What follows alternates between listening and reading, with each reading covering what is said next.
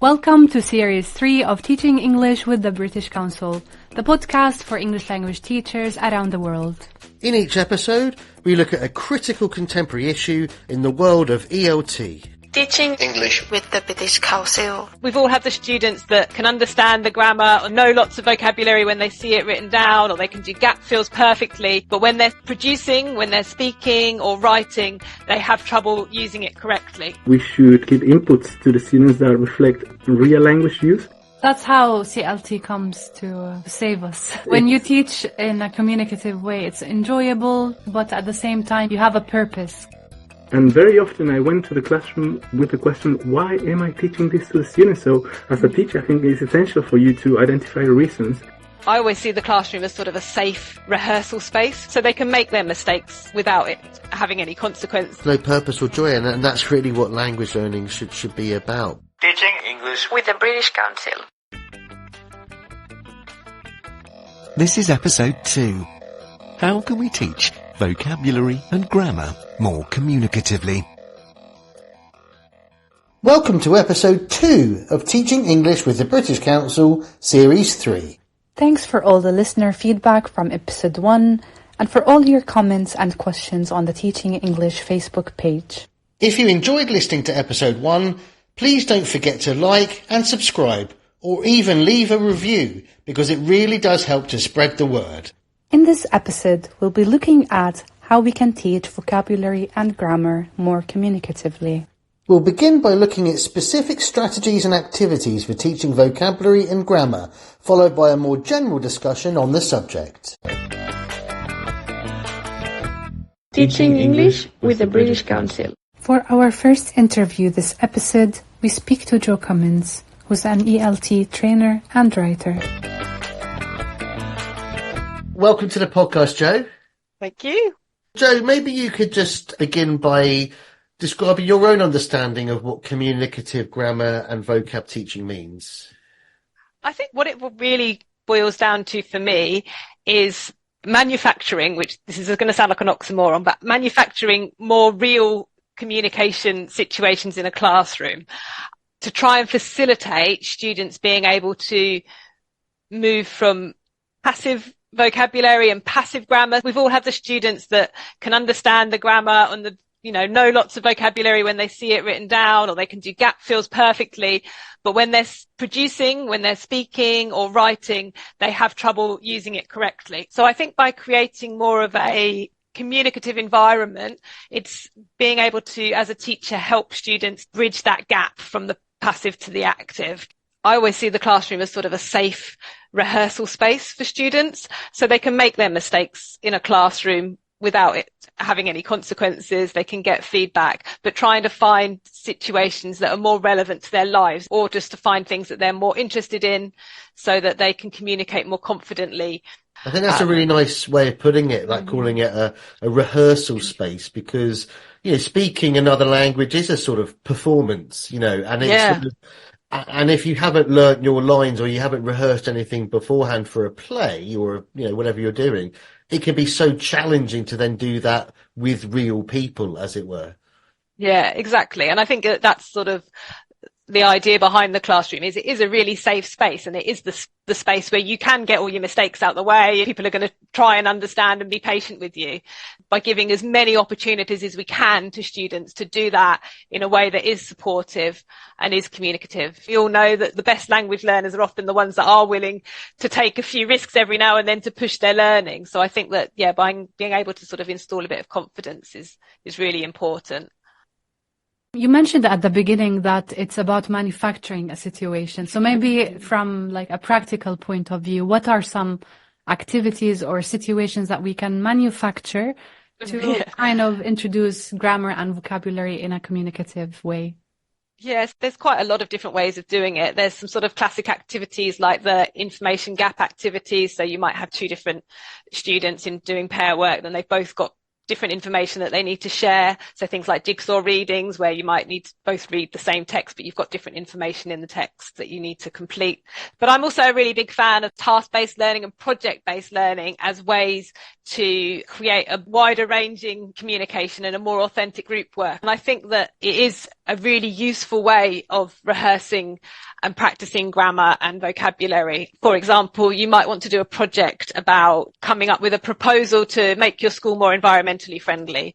And as a teacher, you would say, okay, so they're going to need some vocabulary about the environment, things about recycling or rewilding, but also thinking about, okay, so what grammar are they going to use when they're going to be discussing this task? You might want to look at things like modals, some sort of things like making suggestions, like we could do this, or why don't we do that, sort of functional language.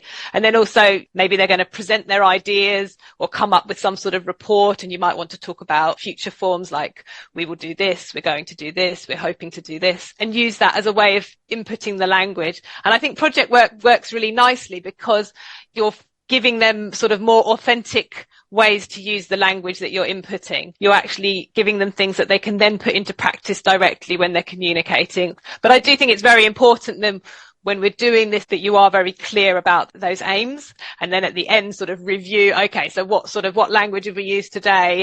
How well do you think you've used that language? Is a way of empowering the students, giving them agency. But for some teachers, though, that might feel slightly scary as well. Yeah, absolutely. Some vocabulary, some grammar you can predict that they're going to use, but also, yeah, you have to be ready to respond. But I think, especially with things like project work, if you do it over the course of several lessons, it does give you a chance as a teacher to think, okay, so this is the area that they've been making a lot of mistakes in, or they haven't quite got the language to discuss this.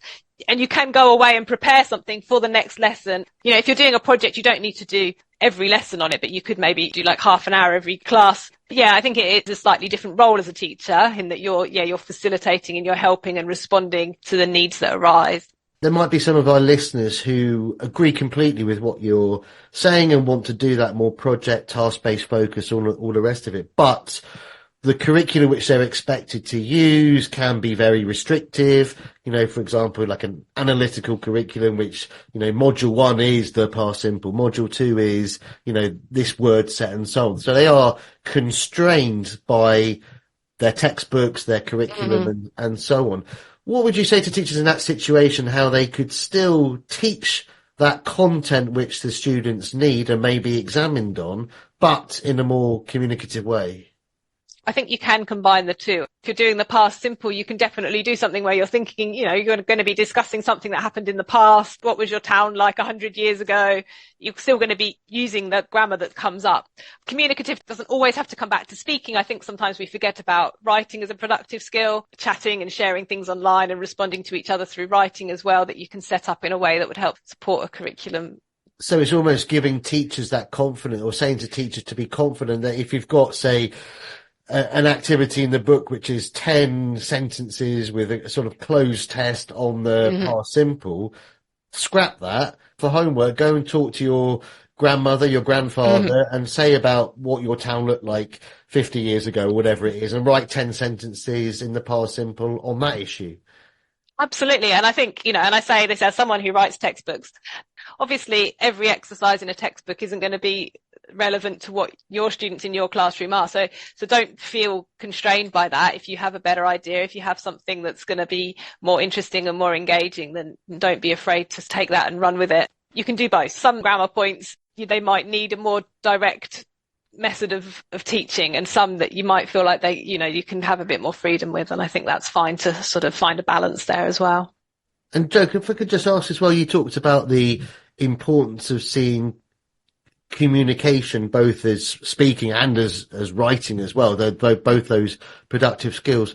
When I started teaching a long time ago, they were fairly distinct skills. But nowadays, with Facebook posts, WhatsApp message groups, tweets, etc., there's a blurring between those genres, really, or between those text types, as it were. How can you support students with that, and kind of in terms of the kind of language, the kind of structures they should be using? Yeah, I think, it's really interesting, isn't it? I think when the telephone kind of came, everyone said, writing's going to die. And now it's kind of had a resurgence of online and social media and things. I think it is important. I think it comes back to when you're learning vocabulary or you're learning lexical chunks and things. vocabulary is kind of one of those things, like when we're getting students to record vocabulary, and I'm quite a big fan of sort of having vocabulary notebooks, or nowadays people can kind of, there's sort of online apps you can record vocabulary. It's not just about writing, okay, this is the word and this is what it means. There's so much more information that we can include in that, which comes in sort of the register, how formal it is, collocations, sort of example sentences, all of those things we can encourage students to think about when they're recording their vocabulary, which I think is really useful, and looking at real world examples of this. And also, you know, encouraging a classroom that's open for them to bring, you know, oh, I've seen this online, I don't understand it, what does this mean? I think that's, you can have really useful learning moments by being open to students bringing things like that in. And sometimes it's okay as a teacher to say, oh, I'm not sure, I'm going to have to go away and have a look into that as well.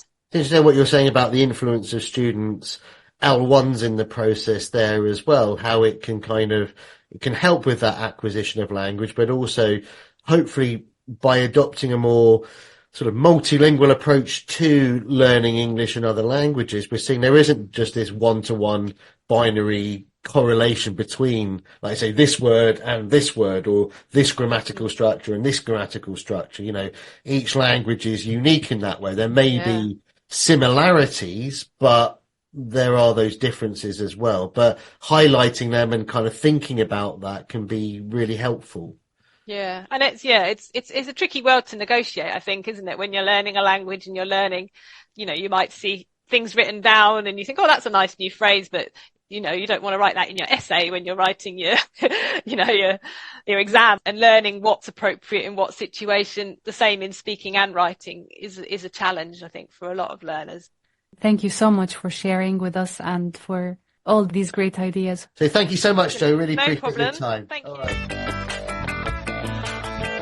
I'd like to go back to the phrase that Jo mentioned, safe rehearsal spaces. If you can tell us a little bit more about it, Chris. Yeah, I really like that phrase, and it's something that whenever I've done teaching or been training, I think is really, really important. I think sometimes I've heard a lot of teachers say, my students never say anything, they're scared of saying things, they can't speak, they don't speak, all of these kind of things. And teachers really feel this, but I think a lot of the time is because we ask them to do things which are too difficult, which are too complicated. And the reason they don't say anything is because they haven't got the actual language to do it, or they haven't got the confidence to use words they're not familiar with. So they stay within their safe talk. They just use the words and language which they are confident in, which will often be at a lower level than they're actually at. So it's more of thinking about the classroom as a safe place to practice and rehearse your language. And to take risks, I think, which Jo said as well. And I think, you know,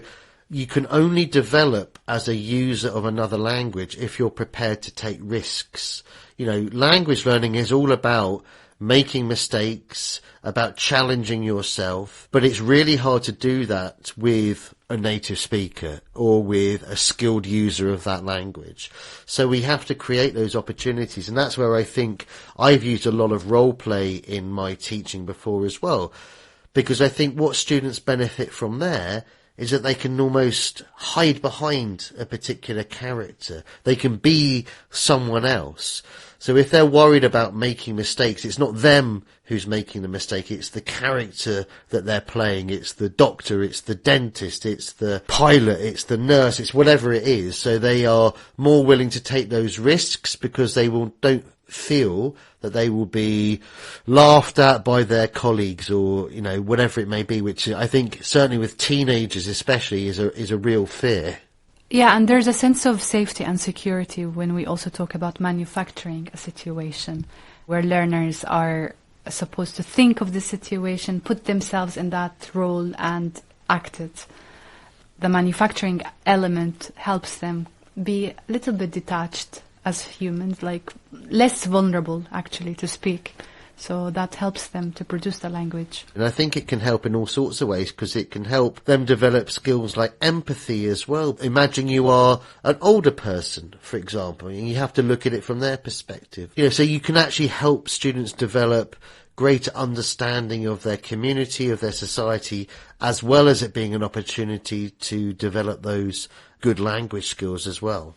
There was also a mention of task-based learning, project-based learning. These are also great ideas, also gap-filling kind of activities. But with task-based learning and also project-based learning, it allows you also to work on this for several lessons, so it extends the period, so you actually maximize the benefit.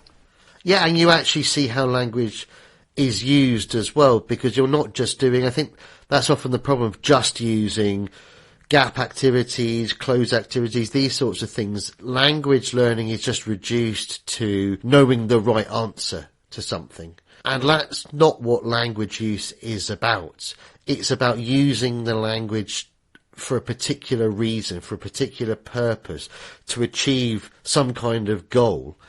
And like you say, with project learning, task learning, you do that across a series of things. You're learning all the time. It's dynamic. It's changing. You're working with others. You're researching things. The teacher can advise, point you in the right direction, all of those kind of things. And it feels much more like real life. You're actually using that language for something. We're not looking at vocab and grammar as something separate from language, but as absolutely within the language, which is driving the language forward.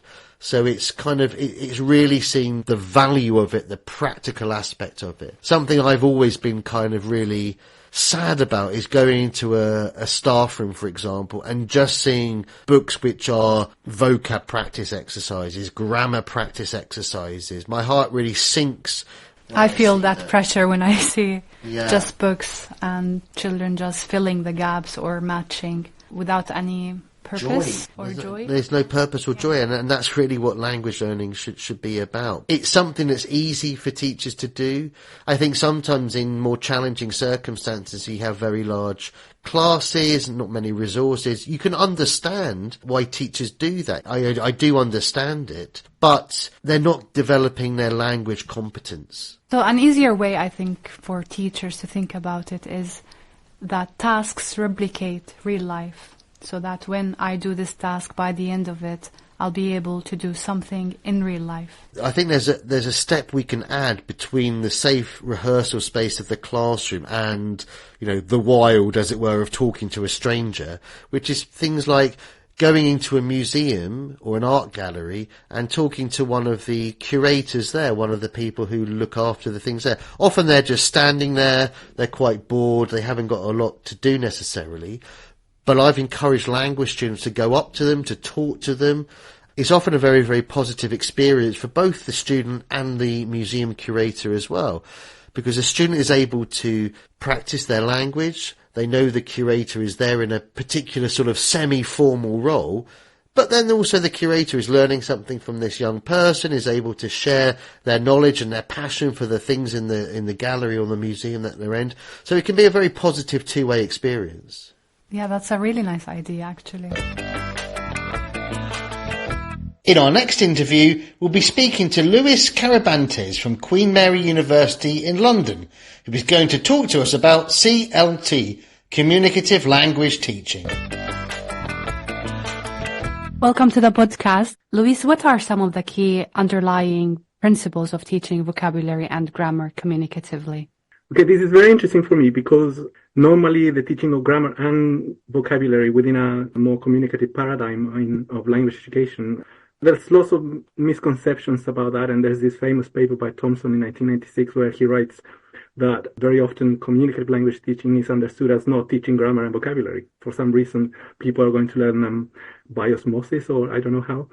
A lot of authors in ELT have said that, well, that's not really true. And in fact, one of the elements of communicative competence is the development of a linguistic competence, which entails, of course, language and grammar, or vocabulary and grammar. We know that whenever we communicate, we're doing it in a specific communicative context, and that needs to be highlighted in the classroom, in the materials, or in the design of instruction. Another one is authenticity. We should give inputs to the students that reflect real language use, although this principle, authenticity, has been debated as well, because not everything that comes from the study of linguistics necessarily translates into practice or teaching practice immediately. I mean, this episode is about vocabulary and grammar, but do you think that distinction between vocabulary and grammar is is helpful or unhelpful, or should we be looking at those two things as being more closely linked? Well, yes, because every sentence will have vocabulary and or even smaller grammatical constructs like a phrase. It will have vocabulary anyway. And sometimes you can communicate with phrases. And by the way, I don't want to associate communicative or the teaching of grammar and vocabulary in a communicative paradigm only with speaking, because it's also writing. And in a classroom context, how do we strike this balance between encouraging a clear communication and also maintaining some accuracy? It's complicated sometimes, especially when you're trying to make a point about grammar, and this probably takes us to another principle in CLT, which is feedback and the ways in which we give feedback in the classroom. It's like never lose focus of that we're there with the purpose of communicating. So meaning should be, in my view, the target, and that's a dangling carrot in the activities that we do. So that's what we should be doing. Our aim is getting some message across or communicating something. I know you've done some work on sort of curriculum and so on as well. In many countries I've worked in, the English language curriculum often focuses or prioritizes knowledge of language rather than ability to use language, that sort of linguistic understanding. You know, I can recognize the third conditional, or I know what the present continuous looks like, rather than the ability to convey meaning, functionality, and so on. How do you see that issue playing out? I think that's a very multifaceted problem because often teachers in classrooms, depending on the context, of course, they need to sometimes prepare students for certain types of examination that highlight grammar and vocabulary. For example, I'm currently writing an article on the writing of teaching materials, and I'm discussing how those participants that I worked with, some teachers, how they had a very strong focus on grammar and vocabulary. And whilst I don't see that as a problem in itself, they always did it at the expense of meaning and communications. So in those cases, I'm very sympathetic of what happens to teachers in those contexts, because I'm aware that they need to follow a curriculum. Very often they're not even allowed to adapt the course books that are given. And if they do something else, you know, parents or students themselves may say, but this won't be in the exam, this will be in the exam. And it's hard, isn't it, for them to deviate from that? It's very hard. What I do sometimes with my students, I teach a module called curriculum development and materials evaluation. And what I suggest to the students, well, if you're struggling with covering the course book, maybe start by the end, because in the end you will have all the communicative activities, all the speaking tasks, the writing tasks, that sort of where using that grammar and vocabulary is needed. If you're going to spend like one day covering half a unit just to sort of teach the students certain grammar or certain vocabulary, I doubt that they're going to learn it anyway. So I would rather ask them to write something immediately and where they have to use it. I also wanted to ask you, because you worked in different contexts, do you feel that in different countries or contexts, CLT is viewed differently or students interact with it differently? I remember when I taught in Chile, and I can tell you an anecdote. I left a school and then the students were complaining that they were not studying enough grammar and vocabulary, that they were in a language classroom where language was not being studied. How can we deal with that when there are certain expectations of what learning a language is? So we need to strike a balance between those two, I think, without letting down our students, but also changing their own sort of understanding of what learning a language is as well.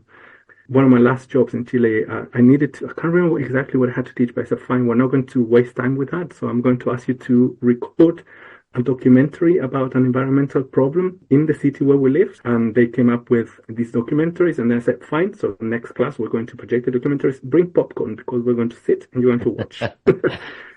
This is a new approach, the bring popcorn approach to language teaching. I like that. Yeah. But like very often, and when this is an issue in many contexts, is that English is learned for no obvious reason. And that was a problem for me in Chile. I'm from the south of Chile, and I learned English there, and I taught English there as well. And very often I went to the classroom with the question, why am I teaching this to the students? So as a teacher, I think it's essential for you to identify reasons, because very often learning English is associated with better job prospects, but we can't really go into a classroom with primary school students and tell them, well, it's going to give you a better job. But it's often seen, isn't it, like almost as a proxy for something else. Yeah, exactly. So you've got like your English for specific purposes, your English for academic purposes, but like you're saying, English for no particular purpose kind of thing. Yeah, that's got an acronym, TENOR. Yeah, For no obvious reasons. Yeah, exactly, yeah. But like you say, it's more to sort of show your suitability for work, for getting to university, for whatever it may be, rather than actually speaking to not just native speakers, but, most non-native speakers of English speak with other non-native speakers of English. Yeah, exactly. Absolutely. Yeah. I dare to say that most of my interactions, having lived in London for almost 10 years now, it's with non-native speakers of English. So the reasons for learning English can vary from place to place, but we have to be very realistic and also not make assumptions about why we're learning English, because I'm aware that there's a lot of socioeconomic sort of push there. Very often that's not the case. Most of my students, they are now professionals. They don't really need English now on an everyday basis. Yeah. But that's how CLT comes to save us. When you teach in a communicative way, it's enjoyable, small tasks, but at the same time, you feel like you are communicating and you have a purpose. Yeah, and I think that's in fact another principle, is bringing real world tasks that will somehow mesh well with the students' cultural backgrounds, with the students' communicative needs, and so on. Yeah, so that's very important. And that's where the current incarnation of CLT comes in, task-based language teaching. So English is taught with immediate effect of accessing some form of information for educational purposes. But like you say, if you're teaching in a communicative way, then, you're also developing those other skills of, listening to people, confidence development, flexibility, all of those kind of really important language skills. Yeah, and you know what's these days creating a lot of misconceptions about CLT is sometimes these global course books, sometimes they illustrate a certain way of teaching and learning as if it is communicative, but it's not really. Like, for example, most course books today, when you look at the table of contents, they foreground grammar and vocabulary. And again, whilst I don't have any problem with teaching grammar and vocabulary because they're required and necessary for communication, it seems to me that they are illustrating that as the actual subject matter. Do you know what I mean? So you would want to start with what you can do with the language, and these are some of the words, these are some of the structures that can be used for that function. Yeah. When you choose tasks, for example, normally they will require certain linguistic elements that are sort of repetitive, and you can sort of highlight to the students and say, well, this is very often we use this sort of grammar structures, so vocabulary, to convey this type of information. And the students sometimes can discover that on their own as well. It's interesting what you just said there as well, Luis, about noticing and how we can encourage students, like you say, to notice those structures or notice those words that are common in particular genres or particular text types or whatever it may be. And again, so maybe part of good communicative vocabulary and grammar teaching is empowering students to be able to do these things themselves. Yeah, and if they're interested, they will do it. Well, those are all brilliant ideas, Luis. Thank you so much for sharing with us today. Thank you so much, Luis. We really appreciate your time. You're welcome. So first, let's discuss the idiom that Luis used of dangling carrot. Dangling carrot, yes. You got any ideas what it means, Wayam? You did explain to me, but now you need to explain again because it's a good one for the audience. Okay. So a dangling carrot. So sometimes on beaches in the UK, people will ride a donkey on the beach, and in order to make the donkey move, their owner will put a stick with a carrot on the end on the donkey's head, and the donkey will walk after it because it's trying to eat it. So we use it as an idiom to mean something which you want, something which you desire, something which is motivating for you. So Luis also mentioned this idea of TENOR, the teaching English for no obvious reason, a very good abbreviation, and certainly one I've seen in a lot of my experience teaching around the world. Is that something you've come across as well, Wayam? It's very useful to know this term, teaching English for no purpose or no obvious purpose, because you will meet a lot of students who come to English classes but with no specific person on why they want to learn English. Sometimes it's just, time to spend time doing something useful. But in most cases, in my context, is to be able to access better job opportunities and to be able to access education, because curriculum in universities, most of it is in English. Absolutely. One of the first teaching books I ever read, it used another idiom, which was out of a jug and mug, where students were basically being filled with knowledge, poured from the jug, who was the teacher, into the mug, who was the student.